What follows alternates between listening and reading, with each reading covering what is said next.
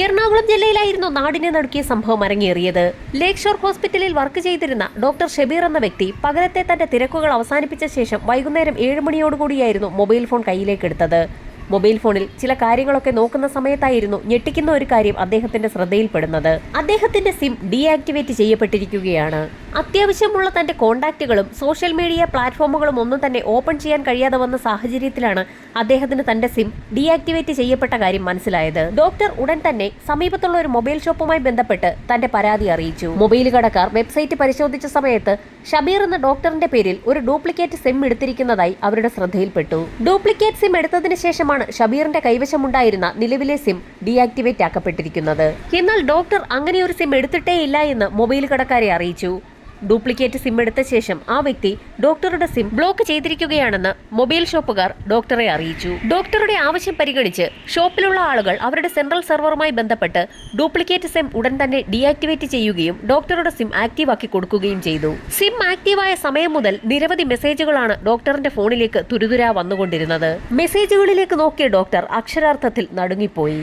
ഷബീറിന്റെ അക്കൗണ്ടിൽ നിന്ന് നിരവധി തവണ പണം പിൻവലിച്ചിരിക്കുകയാണ്. സമയം രാത്രിയായതോടുകൂടി ബാങ്കുകൾ പ്രവർത്തനം അവസാനിപ്പിച്ച സാഹചര്യത്തിൽ തന്റെ അക്കൗണ്ട് ഉടൻ ബ്ലോക്ക് ചെയ്യണമെന്നാവശ്യപ്പെട്ടുകൊണ്ട് ബാങ്കിന്റെ ടോൾ ഫ്രീ നമ്പറിലേക്ക് ഡോക്ടർ മെസ്സേജ് അയച്ചു. തൊട്ടടുത്ത ദിവസം രാവിലെ തന്നെ ബാങ്കിലെത്തിയ ഷബീർ സ്റ്റേറ്റ്മെന്റ് എടുത്തു. സ്റ്റേറ്റ്മെന്റിലേക്ക് നോക്കിയ ഷബീർ ശരിക്കും നടുങ്ങിപ്പോയി. തന്റെ അക്കൗണ്ടിൽ നിന്നും അനവധി തവണയായി 14 ലക്ഷത്തിലധികം രൂപ പിൻവലിച്ചിരിക്കുകയാണ്. ഷബീറിന്റെ ബാങ്ക് സ്റ്റേറ്റ്മെന്റ് വാങ്ങിച്ചു നോക്കിയ ബാങ്ക് മാനേജർ ചില സ്ഥലങ്ങളിലൊക്കെ കോൺടാക്ട് ചെയ്ത ശേഷം ഷബീറിനോട് നടുക്കുന്ന ഒരു കാര്യമാണ് പറഞ്ഞത്. ഇന്ത്യയിൽ അങ്ങോളം ഇങ്ങോളമുള്ള ATMകളിൽ നിന്ന് പല തവണയായി ഷബീറിന്റെ അക്കൗണ്ടിലുണ്ടായിരുന്ന പണം മുഴുവൻ ആരോ പിൻവലിച്ചിരിക്കുകയാണ്. ഇന്ത്യയിലെ 18 സ്ഥലങ്ങളിലുള്ള 90 ATMകളിൽ നിന്നാണ് ഷബീറിന്റെ അക്കൗണ്ടിലെ പണം പിൻവലിച്ചിരിക്കുന്നത്. ഏതാനും മണിക്കൂറുകൾ കൊണ്ട് ഗുരുതരമായ ഒരു ക്രൈമാണ് നടന്നിരിക്കുന്നതെന്ന് മനസ്സിലാക്കിയ ബാങ്ക് മാനേജറും ഷബീറും ഉടൻ തന്നെ CIയെ വിവരം അറിയിച്ചു. ഏതാനും മണിക്കൂറുകൾ കൊണ്ട് ഇത്രയധികം ATMകളിൽ നിന്ന് എങ്ങനെ പണം പിൻവലിക്കാൻ കഴിയുമെന്നായിരുന്നു പോലീസിന്റെ സംശയം. വലിയൊരു സംഘം തന്നെ ഇതിന് പിന്നിലുണ്ടാകുമെന്ന് പോലീസ് ഉറപ്പിച്ചു. എത്രയും വേഗം തന്നെ പ്രതികളെ കണ്ടെത്തണമെന്നാവശ്യപ്പെട്ടുകൊണ്ട് ഡിവൈഎസ്പിയുടെ നേതൃത്വത്തിൽ ഒരു ടീം തന്നെ ഉണ്ടാക്കി. സൈബർ വിദഗ്ധർ കൂടി ഉൾപ്പെടുന്ന ആ ടീം ഷബീറുമായി ബന്ധപ്പെട്ടുള്ള മുഴുവൻ രേഖകളും ഉടൻ തന്നെ എടുത്തു. സൈബർ സെല്ലിന്റെ അന്വേഷണത്തിൽ ഡ്യൂപ്ലിക്കേറ്റ് സിം എടുത്തിരിക്കുന്നത് ഹൈദരാബാദിൽ നിന്നാണെന്ന് വ്യക്തമായി. ഹൈദരാബാദിൽ നിന്നാണ് സിം ഇഷ്യൂ ചെയ്തിരിക്കുന്നതെന്ന് മനസ്സിലായ ഉടൻ തന്നെ CI അടങ്ങുന്ന സംഘം ഹൈദരാബാദിന് പുറപ്പെട്ടു. ഹൈദരാബാദിലെ മൊബൈൽ ഷോപ്പ് കേന്ദ്രീകരിച്ച് നടത്തിയ അന്വേഷണത്തിൽ കേരളത്തിൽ നിന്നും ഒരു കോൺഫറൻസിനായി എത്തിയ വ്യക്തിയാണ് അവിടെ നിന്ന് ഡ്യൂപ്ലിക്കേറ്റ് സിം എടുത്തതെന്ന് പോലീസ് സംഘത്തോട് കടയുടമ വ്യക്തമാക്കി. ഒറിജിനൽ സിം നഷ്ടമായ സാഹചര്യത്തിൽ ഡ്യൂപ്ലിക്കേറ്റ് സിം ഇഷ്യൂ ചെയ്യണമെന്നാവശ്യപ്പെട്ടുകൊണ്ട് ID കാർഡ് നൽകുകയും അതിന്റെ പശ്ചാത്തലത്തിൽ മൊബൈൽ ഷോപ്പുകാർ ഡ്യൂപ്ലിക്കേറ്റ് സിം എടുത്തു നൽകുകയുമായിരുന്നു. ID കാർഡിന്റെ കോപ്പി കടയിലുണ്ടെന്ന് മനസ്സിലാക്കിയ പോലീസ് സംഘം ഉടൻ തന്നെ അത് എടുപ്പിച്ചു. എറണാകുളത്തെ ഡോക്ടർ ഷബീർ ഖാന്റെ പേരിൽ തന്നെയാണ് ഡ്യൂപ്ലിക്കേറ്റ് സിം എടുത്തിരിക്കുന്നത്. പേരും അഡ്രസ്സും മറ്റ് വിവരങ്ങളുമെല്ലാം എറണാകുളത്തെ ഷബീർ ഖാൻ എന്ന ഡോക്ടറിന്റേത് തന്നെയാണ്. എന്നാൽ അതിൽ പതിഞ്ഞിരിക്കുന്ന ഫോട്ടോയിൽ മാത്രം ചില വ്യത്യാസങ്ങളുണ്ടെന്ന് പോലീസിന് വ്യക്തമായി. ഫോട്ടോയിൽ കാണുന്ന വ്യക്തി നേരിട്ടെത്തിയാണ് ഡ്യൂപ്ലിക്കേറ്റ് സിം എടുത്തതെന്ന് കടയുടമ പോലീസിനോട് മൊഴി നൽകുകയും ചെയ്തു. ഡോക്ടറിന്റെ ID കാർഡിന്റെ ഒരു വ്യാജ കോപ്പി ഉപയോഗിച്ചാണ് ഇവിടെ തിരിമറി നടന്നിരിക്കുന്നത്. ഹൈദരാബാദിലെത്തിയുള്ള പോലീസിന്റെ അന്വേഷണം പുരോഗമിക്കുന്ന സാഹചര്യത്തിൽ എറണാകുളത്ത് ഷബീറിന്റെ അക്കൗണ്ട് കേന്ദ്രീകരിച്ചുള്ള വിശദമായ ഒരു അന്വേഷണം ബാങ്കുമായി ബന്ധപ്പെടുത്തി മറ്റൊരു സംഘം പോലീസുകാർ നടത്തുകയായിരുന്നു. ബാങ്ക് അക്കൗണ്ടുകൾ കേന്ദ്രീകരിച്ച് നടത്തിയ അന്വേഷണത്തിൽ ഷബീറിന്റെ അക്കൗണ്ടിൽ നിന്നും 22 അക്കൗണ്ടുകളിലേക്കാണ് പണം ട്രാൻസ്ഫർ ചെയ്തിട്ടുള്ളതെന്ന് കണ്ടെത്തി. ഇന്ത്യയിലെ 18 സ്ഥലങ്ങളിൽ നിന്നുള്ള 90 ATMകളിൽ നിന്നാണ് അവ പിൻവലിച്ചിരിക്കുന്നത്. പോലീസ് സംഘം ഉടൻ തന്നെ ഷബീറിന്റെ അക്കൗണ്ടിൽ നിന്നും പണം ട്രാൻസ്ഫർ ചെയ്യപ്പെട്ട 22 അക്കൗണ്ടുകളുടെയും വിശദമായ ഡീറ്റെയിൽസ് തന്നെ എടുത്തു. 22 അക്കൗണ്ടുകളെ കേന്ദ്രീകരിച്ച് ഒരു അന്വേഷണം നടത്തിയ സാഹചര്യത്തിൽ ഞെട്ടിക്കുന്ന ചില വിവരങ്ങളായിരുന്നു പോലീസിന് ലഭിച്ചത്. പണം ട്രാൻസ്ഫർ ചെയ്യപ്പെട്ട 22 അക്കൗണ്ട് ഹോൾഡേഴ്സിനും തങ്ങൾക്ക് അങ്ങനെ ഒരു അക്കൗണ്ട് ഉണ്ടോ എന്നുള്ള കാര്യം പോലും അറിവില്ലായിരുന്നു. ആ 22 അക്കൗണ്ട് ഉടമകളും ഹൈദരാബാദിലെ കൺസ്ട്രക്ഷൻ സൈറ്റിൽ വർക്ക് ചെയ്യുന്നവരാണ്. 22 പേർക്കും തങ്ങൾക്ക് അങ്ങനെ ഒരു അക്കൗണ്ട് ഉള്ള കാര്യം അറിവില്ല എന്ന് പറഞ്ഞത് പോലീസ് വിശ്വസിച്ചില്ല. അക്കൗണ്ട് ഉടമകളായ 22 പേരും തങ്ങളുടെ ID കാർഡുകൾ നേരത്തെ ആർക്കെങ്കിലും ഹാൻഡ് ഓവർ ചെയ്തിട്ടുണ്ടോ എന്നുള്ള കാര്യം പോലീസ് തിരക്കി. കൺസ്ട്രക്ഷൻ സൈറ്റിൽ ജോയിൻ ചെയ്യുന്ന സമയത്ത് പല കാര്യങ്ങളും ഉടമ അവരിൽ നിന്നും ഒപ്പിട്ട് വാങ്ങിച്ചിട്ടുണ്ട്. അക്കൂട്ടത്തിൽ ആ 22 തൊഴിലാളികളുടെയും ID കാർഡിന്റെ കോപ്പി കൂടി സ്ഥാപനത്തിൽ സമർപ്പിക്കേണ്ടി വന്നിട്ടുണ്ട്. പുറത്തുനിന്നുള്ള ആളുകൾക്ക് ജോലികൾ നൽകുന്ന സമയത്ത് അത്തരത്തിൽ ID കാർഡിന്റെ കോപ്പികൾ വാങ്ങി സൂക്ഷിക്കാറുള്ള ഒരു പതിവ് കൂടി ഉള്ളതുകൊണ്ട് പോലീസിന് അക്കാര്യത്തിൽ വലിയ സംശയമൊന്നും തോന്നിയില്ല. എന്നാൽ അവർ ജോലിക്കെത്തിയ സമയത്ത് ബാങ്ക് അക്കൗണ്ട് എടുക്കുന്നതിനായി ഏതെങ്കിലും പേപ്പറുകളിൽ നേരത്തെ ആരെങ്കിലും ഒപ്പിട്ട് വാങ്ങിയിട്ടുണ്ടോ എന്നുള്ള കാര്യം പോലീസ് അന്വേഷിച്ചു. അത്തരത്തിൽ ബാങ്ക് അക്കൗണ്ട് തുടങ്ങുന്നതിനായി അവരെയെല്ലാം ഫോമുകളിൽ ഒപ്പിട്ട് വാങ്ങിയിട്ടുണ്ടെന്നുള്ള കാര്യം ആ തൊഴിലാളികൾ പോലീസിന് മൊഴി നൽകി. എന്നാൽ അക്കൗണ്ടിനുള്ള ഫോം ഫില്ല് ചെയ്ത് നൽകിയെങ്കിലും ബാങ്ക് അക്കൗണ്ട് വഴി അവരാരും പണം സ്വീകരിക്കാറില്ലായിരുന്നു. ജോലി ചെയ്തതിന്റെ കൂലി പണമായി തന്നെ കൈകളിൽ നൽകാറാണ് പതിവ്. അതുകൊണ്ട് തന്നെ അവരാരും തങ്ങളുടെ ബാങ്ക് അക്കൗണ്ടുകൾ ഉപയോഗിച്ചിട്ടുമില്ല. ജോലിക്കാർ അവിടെ എത്തുന്ന സമയത്ത് അവരുടെ ID കാർഡിന്റെ കോപ്പിയും മറ്റും വിവരങ്ങളുമൊക്കെ ശേഖരിച്ചു വെക്കുന്ന പതിവുണ്ട്. അക്കൗണ്ട് എടുത്തു നൽകുന്നതിനായി ചില ഫോമുകളിൽ ഒപ്പിടിയിക്കാറുമുണ്ട്. എന്നാൽ അതൊക്കെ അവരുടെ ഹെഡ് ഓഫീസിൽ നിന്നെത്തുന്ന ചില ജോലിക്കാരാണ് ചെയ്യാറുള്ളത്. അവരുടെ ഹെഡ് ഓഫീസ് ഹൈദരാബാദിലാണെന്ന് മനസ്സിലാക്കിയ പോലീസ് സംഘം ഹെഡ് ഓഫീസ് തിരക്കി അവിടെ എത്തി. എന്നാൽ വലിയൊരു ഓഫീസിന് പകരം ഒരു വീടാണ് പോലീസ് സംഘം അവിടെ കണ്ടത്. കൺസ്ട്രക്ഷനുമായി ബന്ധപ്പെട്ടുള്ള ഉന്നത ഉദ്യോഗസ്ഥനെ കണ്ട പോലീസ് സംഘം ആകെ അമ്പരന്നു. 2 കാലുകളും തളർന്ന് വർഷങ്ങളോളമായി കിടക്കയിൽ തന്നെ കിടപ്പിലായ ഒരു വ്യക്തിയായിരുന്നു അത്. പോലീസുകാർ പറയുന്ന കാര്യങ്ങളുമായി ഒന്നും അയാൾക്ക് യാതൊരു ബന്ധവും ഉണ്ടായിരുന്നില്ല. തന്റെ കമ്പനി തീർത്തും തകർച്ചയുടെ വക്കീലാണെന്നും തനിക്ക് എഴുന്നേറ്റ് നിൽക്കാൻ പോലും കഴിയാത്ത ഒരു വ്യക്തിയാണെന്നും കൂടി അയാൾ പോലീസിനോട് പറഞ്ഞു. എന്തോ ഒരു കബളിപ്പിക്കൽ നടന്നിട്ടുണ്ടെന്ന് പോലീസിന് വ്യക്തമായി. അവിടെ നിന്നും ഒന്നും കിട്ടില്ല എന്ന് മനസ്സിലാക്കിയ പോലീസ് സംഘം തീർത്തും നിരാശയോടുകൂടി ആ വീട് വിട്ടിറങ്ങി. പുറത്തേക്കിറങ്ങിയ പോലീസുകാരിൽ ഒരാൾ അപ്രതീക്ഷിതമായി ഒരു കാഴ്ച കണ്ടു. ആ വീടിന്റെ ജനാലയിൽ നിന്നും പോലീസിനെ തന്നെ നോക്കുന്ന 2 കണ്ണുകളായിരുന്നു അത്. ആ വീടിന്റെ ഒരു വശത്തുള്ള പാതി തുറന്ന നിലയിലുള്ള ജനാലയിലൂടെ ആരോ ഒരു വ്യക്തി പോലീസിനെ തന്നെ നോക്കുന്നുണ്ട്. പോലീസ് സംഘം ഉടൻ തന്നെ അതിവേഗം ആ മുറിക്കുള്ളിലേക്ക് എത്തി. അവിടെ 2 ചെറുപ്പക്കാരുണ്ടായിരുന്നു. ചെറുപ്പക്കാർക്ക് മുൻപിൽ 2 ലാപ്ടോപ്പുമുണ്ട്. ഒരു ചെറുപ്പക്കാരൻ ലാപ്ടോപ്പിൽ എന്തൊക്കെയോ ചെയ്തുകൊണ്ടിരിക്കുന്നുണ്ട്. കൂട്ടത്തിലുണ്ടായിരുന്ന മറ്റൊരു ചെറുപ്പക്കാരനാണ് പോലീസിനെ നിരീക്ഷിച്ചുകൊണ്ടിരുന്നത്. ചെറുപ്പക്കാരിൽ ഒരാളെ കണ്ട CIക്ക് ഒരു സംശയം തോന്നി. നേരത്തെ ഹൈദരാബാദിലെ മൊബൈൽ ഷോപ്പിൽ നിന്നും ഡ്യൂപ്ലിക്കേറ്റ് സിം കാർഡ് എടുത്ത വ്യക്തി നൽകിയിരുന്ന ഷബീറിന്റെ ID കാർഡിന്റെ വ്യാജ കോപ്പിയിലുണ്ടായിരുന്ന വ്യക്തിയുടെ അതേ മുഖഛായ. ലാപ്ടോപ്പോടുകൂടി തന്നെ ആ 2 ചെറുപ്പക്കാരെയും പോലീസ് സംഘം കസ്റ്റഡിയിലെടുത്തു. ഇതോടൊപ്പം തന്നെ തൊട്ടടുത്ത മുറിയിൽ പാരാലിസിസ് പിടിച്ച് കിടക്കുകയായിരുന്ന ആ വ്യക്തിയെ കൂടി പോലീസ് കസ്റ്റഡിയിലെടുത്തു. കാരണം അയാൾ പറഞ്ഞിട്ടാണ് ഇതൊക്കെ തങ്ങൾ ചെയ്തതെന്ന് ചെറുപ്പക്കാർ പോലീസിനോട് പറഞ്ഞിരുന്നു. 3 പേരെയും CI സുരേഷ് ബാബുവും സംഘവും ഒരുമിച്ചിരുത്തി തന്നെ ചോദ്യം ചെയ്തു തുടങ്ങി.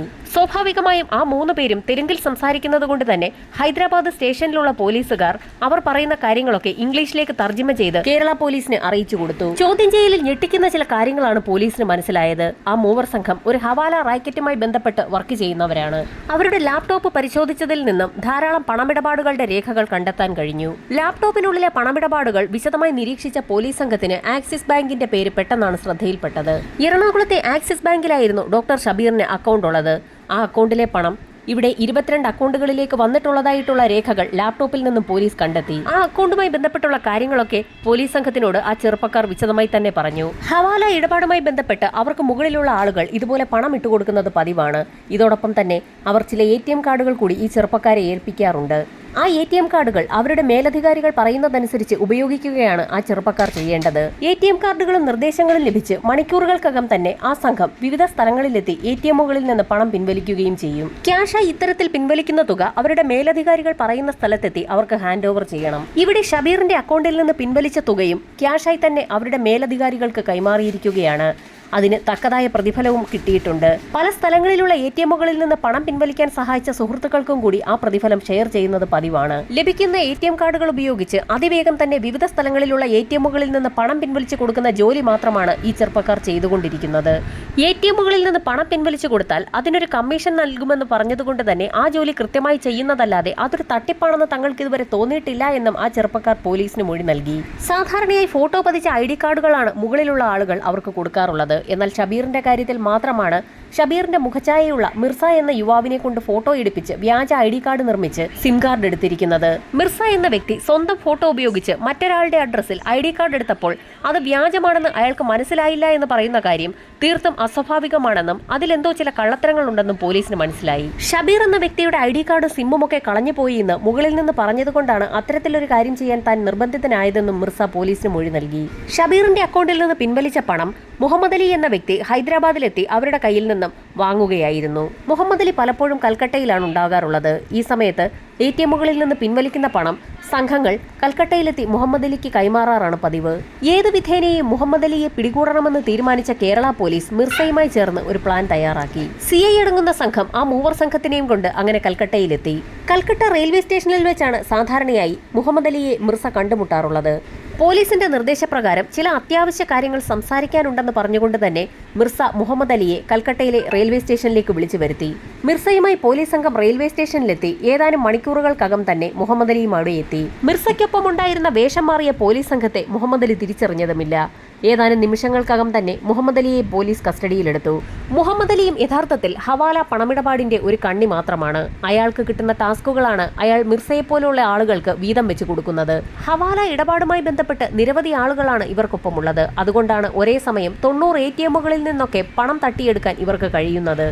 മുഹമ്മദ് അലിയെ ചോദ്യം ചെയ്തപ്പോൾ ഞെട്ടിക്കുന്ന ചില വിവരങ്ങളാണ് പോലീസിന് ലഭിച്ചത്. മിർസയെ പോലെയുള്ള ആളുകൾ ATMകളിൽ നിന്ന് കളക്ട് ചെയ്യുന്ന പണം മുഹമ്മദ് അലിയെ ഏൽപ്പിക്കും.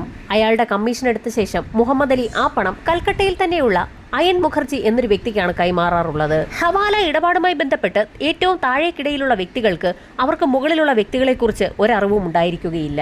ഒരു തരത്തിലും പോലീസ് അന്വേഷണം മുകൾ തട്ടിലുള്ള ആളുകളിലേക്ക് എത്താതിരിക്കാൻ വേണ്ടിയാണ് അവർ ഇത്തരത്തിലുള്ള ഇടപാടുകൾ നടത്തുന്നത്. യഥാർത്ഥത്തിൽ മുഹമ്മദ് അലിക്ക് അയാൾക്ക് മുകളിലുള്ള മുഖർജി എന്ന വ്യക്തിയെ അങ്ങനെ അങ്ങ് കോണ്ടാക്ട് ചെയ്യാൻ കഴിയുമായിരുന്നില്ല. താഴേക്കിടയിലുള്ള കണ്ണികൾക്ക് മുകളിലോട്ടുള്ള ആളുകളെ അങ്ങനെ അങ്ങ് കോണ്ടാക്ട് ചെയ്യാൻ കഴിയില്ല.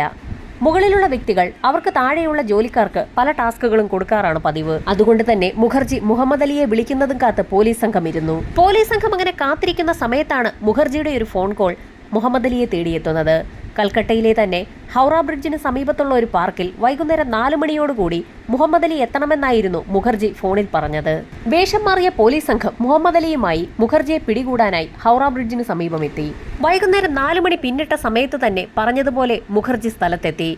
വേഷപ്രച്ഛന്നരായി നിന്നിരുന്ന കേരള പോലീസ് അതിവിദഗ്ധമായി തന്നെ അയൻ മുഖർജിയെ പിടികൂടി. മുഖർജിയെ കസ്റ്റഡിയിലെടുത്ത് പോലീസ് സംഘം വിശദമായി തന്നെ ചോദ്യം ചെയ്തെങ്കിലും പ്രതീക്ഷയ്ക്ക് വകയുള്ളതൊന്നും തന്നെ പോലീസിന് മുഖർജിയിൽ നിന്ന് ലഭിച്ചില്ല. പക്ഷേ അയാളുടെ മൊബൈൽ ഫോൺ കേന്ദ്രീകരിച്ച് അന്വേഷണം നടത്തിയപ്പോൾ അയാളുടെ ഒരു മെയിലിലേക്ക് വന്ന ചില മെസ്സേജുകൾ പോലീസിന്റെ ശ്രദ്ധയിൽപ്പെട്ടു. ഫെലിക്സ് എന്ന വ്യക്തിയുടെ മെയിലുകളാണ് മുഖർജിയുടെ ഫോണിലേക്ക് വന്നിരിക്കുന്നത്. അയാളാണ് തങ്ങൾക്ക് നിർദ്ദേശങ്ങൾ നൽകുന്നതെന്ന് മുഖർജി പോലീസിന് മൊഴി നൽകി. എന്നാൽ ഫെലിക്സിനെ നേരിട്ട് കണ്ടുള്ള പരിചയമൊന്നും മുഖർജിക്കില്ല. മെയിലിലൂടെ മാത്രം പരിചയമുള്ള ഫെലിക്സ് നൽകുന്ന നിർദ്ദേശങ്ങളാണ് മുഖർജിയും അയാൾക്ക് താഴെയുള്ള മറ്റുള്ള ആളുകളും അനുസരിക്കുന്നത്. പോലീസിന് തീർത്തും അമ്പരപ്പാണ് അക്കാര്യത്തിൽ തോന്നിയത്. ഫെലിക്സ് എന്ന വ്യക്തിയെക്കുറിച്ച് കേട്ടപ്പോൾ തന്നെ ഹൈദരാബാദ് പോലീസിനൊരു സംശയം തോന്നി. ഫെലിക്സ് എന്ന വ്യക്തി ഹൈദരാബാദ് ജയിലിലാണ് യഥാർത്ഥത്തിൽ ഉള്ളതെന്ന് പോലീസ് സംഘം കേരള പോലീസിന് നിർദ്ദേശം നൽകി. ഹവാല ഇടപാടുമായി ബന്ധപ്പെട്ട ഒരു ഫെലിക്സ് കുറെ കാലങ്ങളായി ഹൈദരാബാദ് പോലീസിന്റെ തന്നെ കസ്റ്റഡിയിലാണ്. കൽക്കട്ടയിൽ നിന്നും പോലീസ് സംഘം ഫെലിക്സിനെ കാണുന്നതിനായി ഹൈദരാബാദിലേക്ക് പുറപ്പെട്ടു. കാലങ്ങളോളമായി ജയിലിൽ കഴിയുന്ന ഫെലിക്സിനെ പോലീസ് സംഘം വിശദമായി തന്നെ ചോദ്യം ചെയ്തു. എന്നാൽ മുഖർജി എന്നൊരു വ്യക്തിയെ തനിക്ക് പരിചയമില്ല എന്നും പോലീസ് പറയുന്ന കാര്യങ്ങളൊന്നും തനിക്ക് മനസ്സിലാകുന്നില്ല എന്നും അയാൾ പറഞ്ഞു. ഫെലിക്സിന്റെ അക്കൗണ്ടിൽ നിന്ന് നിരവധി മെയിലുകൾ പോയിട്ടുണ്ടെന്ന് പോലീസ് പറഞ്ഞപ്പോൾ താൻ കാലങ്ങളോളമായി ജയിലിലാണെന്നും ജയിലിൽ കിടക്കുന്ന താൻ എങ്ങനെയാണ് ആളുകൾക്ക് മെയിൽ അയക്കുന്നതെന്നും ഫെലിക്സ് തിരിച്ച് പോലീസിനോട് ചോദിച്ചു. അത് ശരിയാണെന്ന് തോന്നിയ പോലീസ് സംഘം ഫെലിക്സിന്റെ മെയിൽ വിശദമായി തന്നെ സൈബർ സെല്ലിന്റെ സഹായത്തോടു കൂടി പരിശോധിച്ചു. എന്നാൽ ഫെലിക്സിന്റെ മെയിലിൽ നിന്നും അയാൾ സ്ഥിരമായി മുഖർജിയെ കോൺടാക്ട് ചെയ്തതിന്റെ എല്ലാ തെളിവുകളും പോലീസ് നേരിട്ട് കണ്ടതാണ്. എന്നിട്ടും തങ്ങൾക്ക് എവിടെയാണ് തെറ്റുപറ്റിയതെന്ന് പോലീസ് വിശദമായി തന്നെ ഒന്ന് ചിന്തിച്ചു. സൈബർ സെല്ലിന്റെ അന്വേഷണത്തിൽ ഞെട്ടിക്കുന്ന ചില കാര്യങ്ങളാണ് കണ്ടെത്താൻ കഴിഞ്ഞത്. ഫെലിക്സ് എന്ന വ്യക്തിയുടെ മെയിൽ ID ഹാക്ക് ചെയ്ത് മറ്റാരോ ഉപയോഗിക്കുകയാണ്. അത്തരത്തിൽ ഉപയോഗിക്കുന്ന വ്യക്തിയുടെ IP അഡ്രസ്സും അതാരാണ് ഉപയോഗിക്കുന്നതെന്നും സൈബർ സെല്ല് കണ്ടെത്തി. നൈജീരിയക്കാരനായ ഒരു ആന്റണി എന്ന വ്യക്തിയാണതെന്ന് പോലീസ് മനസ്സിലാക്കി. ഫെലിക്സ് എന്ന പേരിൽ അയാൾ ഇനിയും മുഖർജിയെ കോൺടാക്ട് ചെയ്യുന്ന സമയത്ത് അയാളെ പിടികൂടാൻ തന്നെ പോലീസ് സംഘം തീരുമാനിച്ചു.